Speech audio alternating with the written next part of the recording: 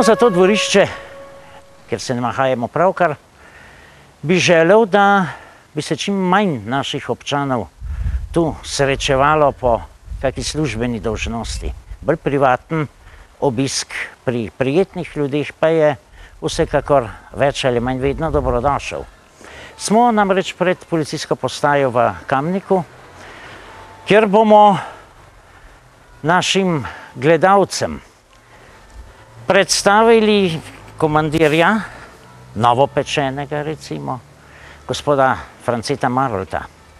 Nastopil je novo službo na policijski postaji v Kamniku, kjer bo skrbel za red.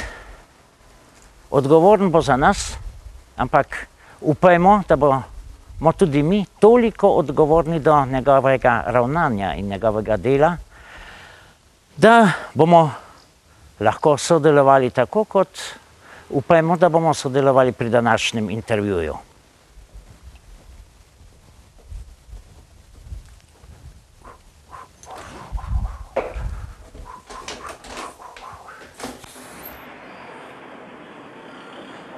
Spoštovani gledalke in gledalci naše televizije, prav lep pozdrav ali dober večer.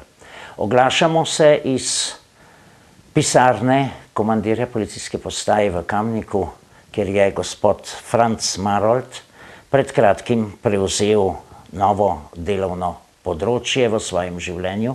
Postal je komandir naše skupne policijske postaje za občine Kamnik in Komenda.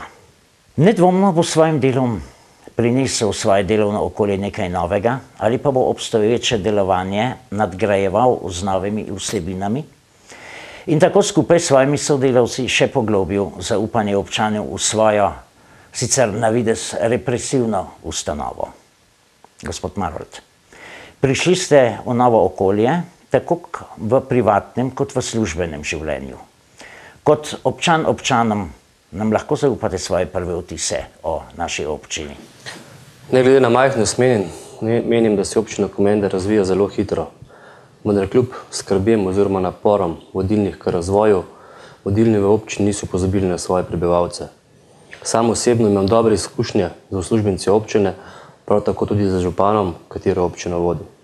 Brez ustreznih delovnih in osebnih izkušenj bi bilo prav gotovo težko prevzeti tako odgovorno delo na območju s tako različnimi strukturami prebivalcev in z vrsto obstoječih in vedno na novo se porajajočih problemov. Najbrž ste si prve vtise že uredili in si postavili koncept dela, seveda v okviru zakonskih in zakonitih predpisov, normativov, pa vendar bo naše gledalce zanimalo, če so v vašem načrtu kakšne bistvene spremembe, dopolnitve ali novosti. Glede na to, da je bilo delo policijske postaje Kamnik načrtovano v načrtu dela za leto 2005, kakšnih posebnih posebnosti glede policijskega dela ne bo. Seveda pa bi rad na sodelavce prinesel izkušnje, katere sem si pridobil v dosedanjem delu, predvsem v mestu Ljubljana, kjer je varnostnih pojavov precej in tudi obseg dela precej večji. Ter seveda na drugi strani izkušnje kolegov, ki so že pred menoj zasedali podobna delovna mesta. Kljub temu pa bi rad nekaj novosti uvedel predvsem na organizaciji dela, ter posebno pozornost namenil delu z ljudmi. Zavedam namreč se, da je stik z ljudmi zelo pomemben in na ta način bi seveda se policisti ljudem še bolj približali. Že nekaj časa veljajo spremembe zakona o varnosti v cestnem prometu, ki pa žal, sodeč po statističnih podatkih o varnostnih razmerah na cestah, niso prenesli zaželenega učinka, ki smo ga pričakovali tako udeleženci v prometu, tako kot tudi organi vaše službe. Kaj pa menite o tej problematiki? Problematiko o varnostnih razmerah na cesti se moramo zavedati vsi udeleženci v prometu in ne samo policisti. Policisti s svojo prisotnostjo res lahko v enem delu delujejo preventivno, vendar vozniki na drugi strani so tisti, kateri si morajo in moramo zavedati, kaj lahko svoje tvegano in neodgovorno vožnjo povzročimo. Moje mnenje je, da bi morali vsi skupaj dvigniti prometno kulturo in posledično bi bila sigurno prometna varnost boljša. Posebno pozornost bi morali nameniti delu z mladimi in ostalimi subjekti, ki se ukvarjajo s prometno varnostjo. Sam zakon seveda ne more izboljšati prometne varnosti, če ga udeleženci v cestnem prometu ne spoštujejo. Celo nasprotno, zavestno ga kršijo, posledice pa so lahko zelo tragične. Zato mogoče nasvet voznikom, bolje kasneje kot pa nikoli. Morda bi spregovorila nekaj o varnosti domov, stanovanj, lokalov. Morda o tatvinah in ropih na cesti. To je področje, kjer kriminal sega po vedno novih vzorcih in morda je včasih težko ugotoviti storilce. Saj je znana nekaj študija Zahoda, da so kriminalci vedno korak pred kriminalisti. Kaj pa vi menite o tem? Še posebej zdaj, v času dopustov, je pomembno, da svoje stanovanja, hiše oziroma naše premoženje primerno zavarujemo. S tem mislim predvsem na preventivo. Primerna ključavnica na vratih, mogoče alarmna naprava, ter po mojem mnenju zelo pomemben dejavnik pri varnosti premoženja je sosed. Sosed oziroma sosedje so namreč tisti, ki lahko veliko pripomorejo k varnosti našega premoženja.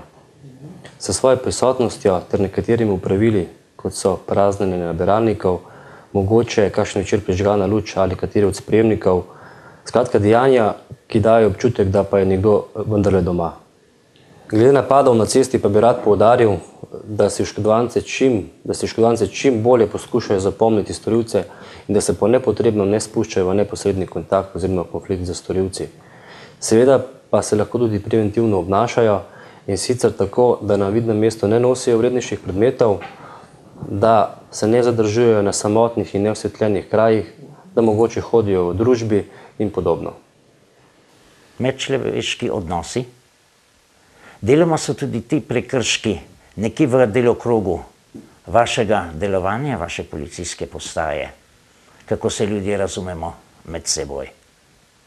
Prepričan sem, da je rek, česar se sam ne želiš, ne želi drugemu povedal vse.